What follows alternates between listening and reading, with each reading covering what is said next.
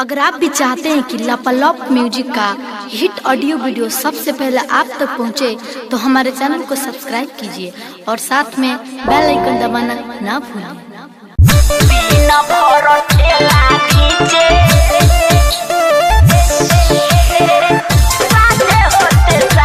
Music by Gaurav Roshan.